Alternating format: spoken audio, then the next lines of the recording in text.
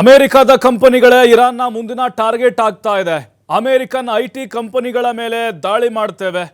Arab ರಾಷ್ಟ್ರಗಳಲ್ಲಿರುವಂತಹ ಅಮೆರಿಕದ ಕಂಪನಿಗಳ ಮೇಲೆ ನಾವು ಅಟ್ಯಾಕ್ ಮಾಡ್ತೇವೆ. ಕಂಪನಿಗಳಿಂದ ಉದ್ಯೋಗಿಗಳನ್ನು ಸ್ಥಳಾಂತರ ಮಾಡಿ ಕಂಪನಿ ಸುತ್ತಮುತ್ತ ಇರುವಂತಹ ಜನರು ಬೇರೆಡೆ ತೆರಳಬೇಕು. ಯಾವುದೇ ಸಂದರ್ಭದಲ್ಲೂ ದಾಳಿ ನಡೆಸುವ ಎಚ್ಚರಿಕೆಯನ್ನು ಕೊಡಲಾಗಿದೆ. ನೋಡಿ, ಓಪನ್ ಆಗಿನೇ ಟ್ರಂಪ್ ಹೆಂಗ್ ವಾರ್ನ್ ಮಾಡ್ತಾರೋ ಹಂಗೆ ಇರಾನ್ ಕೂಡ ಬಹಿರಂಗವಾಗಿ ಎಚ್ಚರಿಕೆಯನ್ನು ಕೊಟ್ಟಿದ್ದಾರೆ. ಈಗ ಅಂದರೆ ದೊಡ್ಡ ದೊಡ್ಡ ಕಂಪನಿಗಳ ಟಾರ್ಗೆಟ್ ಅರಬ್ ರಾಷ್ಟ್ರಗಳಲ್ಲಿರುವಂತಹ ಅಮೇರಿಕ ಮೂಲದ ಕಂಪನಿಗಳು.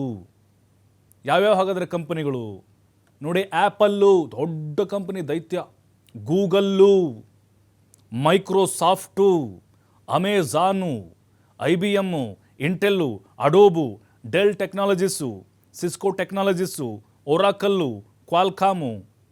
ನೋಡಿ, ಇವೆಲ್ಲ ಜಗತ್ತಿನ ಎಲ್ಲ ದೇಶಗಳಲ್ಲೂ ಅಮೇರಿಕದ ಈ ದೊಡ್ಡ ದೊಡ್ಡ ದೈತ್ಯ ಕಂಪನಿಗಳಿದ್ದಾವೆ.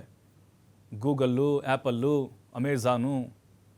ಹಾಗಾಗಿ ಈಗ ಇವರಿಗೆ ಇರಾನ್ನವ್ರಿಗೆ ಯಾವುದು ಹತ್ತಿರ ಇರುತ್ತೋ ಅದನ್ನು ಹೊಡೆದು ಹಾಕಬೇಕು ಅಂತ ಪ್ಲ್ಯಾನ್ ಮಾಡ್ತಾ ಇದ್ದಾವಂತೆ. ಅಮೇರಿಕದ ಬುಡವನ್ನು ಅಲ್ಲಾಡಿಸ್ಲಿಕ್ಕೆ ಈಗ ಇರಾನ್ ಕೂಡ ಪ್ಲ್ಯಾನ್ ಮಾಡ್ತಾ ಇದೆ.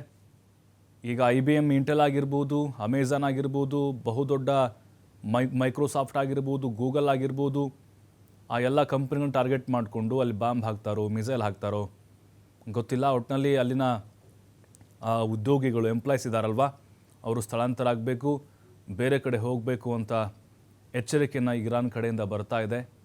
ಅರಬ್ ರಾಷ್ಟ್ರಗಳು ಅಂತ ಹೇಳಿದ್ರೆ ಸಹಜವಾಗಿ ಕತಾರು, ಕುವೈತು, UAE, ಇರಾಕ್ ಆಗಿರ್ಬೋದು, ಓಮನ್ ಕಂಟ್ರಿ ಆಗಿರ್ಬೋದು, ಈ ಸುತ್ತಮುತ್ತ ಏನು ಕಂಟ್ರಿಗಳಿದಾವಲ್ಲ ಅವುಗಳಲ್ಲಿರುವಂತಹ ಅಮೇರಿಕಾ ಬೇಸ್ಡ್ ಕಂಪ್ನಿಗಳನ್ನು ಟಾರ್ಗೆಟ್ ಮಾಡಿಕೊಂಡು ದಾಳಿ ಮಾಡುವಂತಹ ಎಲ್ಲ ಪ್ಲ್ಯಾನನ್ನು ಇರಾನ್ ಈಗ ಮಾಡ್ತಾ ಇದೆ. ಅಂದರೆ ಸಂದೇಶವನ್ನು ಕೊಡ್ತಾ ಇದೆ, ನೀವು ನಮ್ಮ ಮೇಲೆ ಇಷ್ಟು ದೊಡ್ಡ ಮಟ್ಟದ ದಾಳಿಯನ್ನು ಮಾಡ್ತಾ ಇದ್ದೀರಿ, ನಮ್ಮ ಆರ್ಥಿಕತೆಯ ಬುಡಮೇಲೆ ಮಾಡ್ತಾ ಇದ್ದೀರಿ, ನಾವು ಸುಮ್ಮನೆ ಕೂರೋದಿಲ್ಲ ಅಂತ ಎಚ್ಚರಿಕೆಯ ಸಂದೇಶಗಳಿದು.